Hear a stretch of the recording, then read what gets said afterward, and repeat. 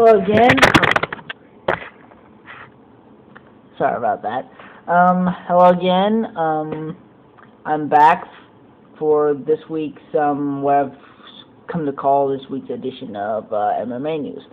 So, just to recap, last week we had UFC 95, where Joe Stevenson and Diego Sanchez went out for 3 very intense rounds, and it resulted in a unanimous decision for Sanchez. We also had fights with wins that resulted for Nate Marquette and Damian Maia. The result is that the media has been saying that that the middleweight division has once again been strengthened in the UFC. So they'll be wanting to see some matches for Anderson Silva. Of course, Anderson Silva is fighting relatively soon. So upcoming, not this weekend, but upcoming, UFC 96, we have Quinton Rampage Jackson versus Keith Jardine. Speculation is that should Rampage win, then he's probably going to get a title shot against Jardine's teammate, Sugar Rashad Evans. If not, it'll probably be undefeated contender Lyoto Machida who gets a shot at the light heavyweight title. So, we got all that coming up. Now, news on Strikeforce Shamrock versus Diaz.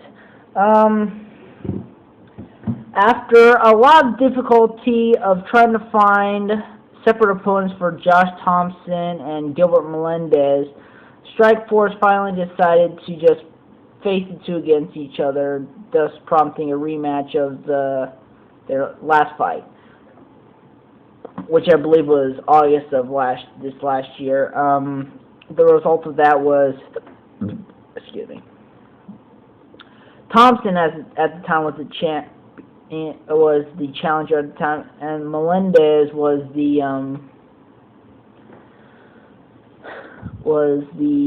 champion. And Thompson won, so he became the champion. So we're having this rematch. Now, as to what they gave numerous reasons as to why they couldn't find opponents. There were scheduling conflicts, especially with the guys who are competing in Dream, because they're starting their welterweight Grand Prix, and they're having some of their lightweights compete in it.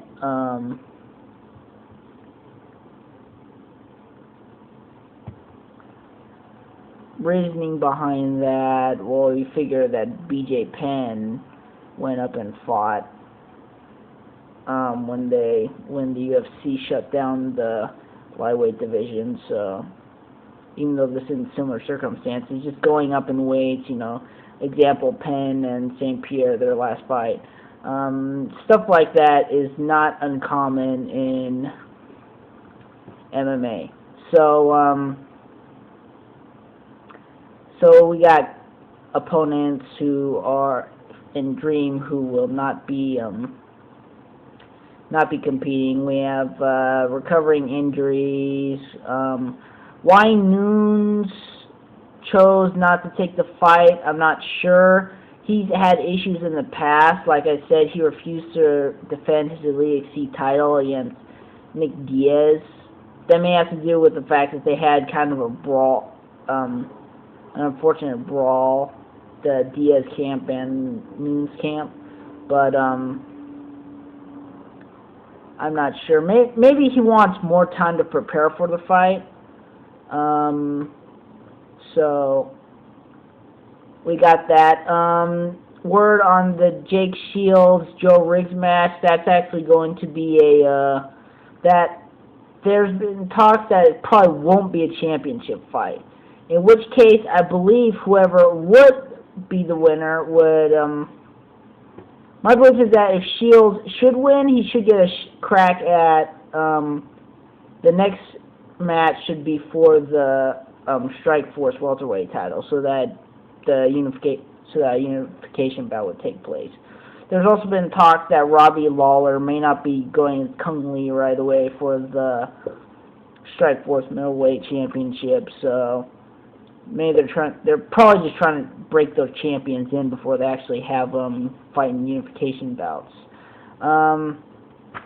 So that's it for UFC and Strikeforce.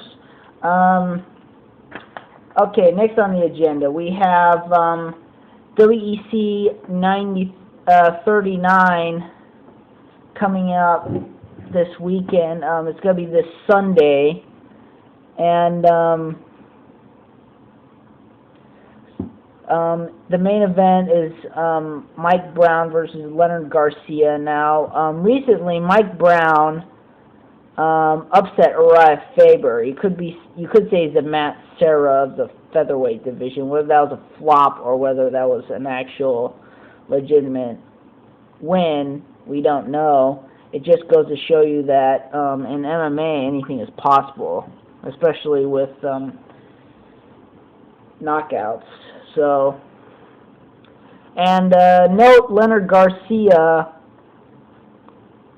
originally fought in the UFC as a lightweight, so he chose to go down in the WEC featherweight division. So, and naturally, since Zuffa owns both, that obviously wasn't a problem. So,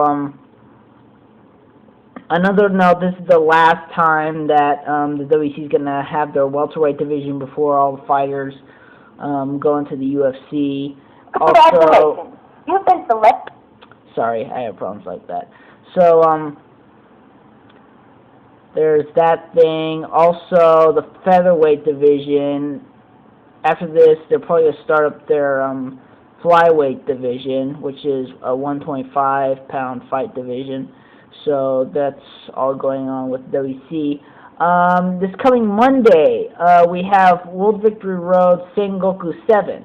Now, this fight, there's actually some pretty good. You have either good fighters or you have well-known fighters in addition to their featherweight Grand Prix.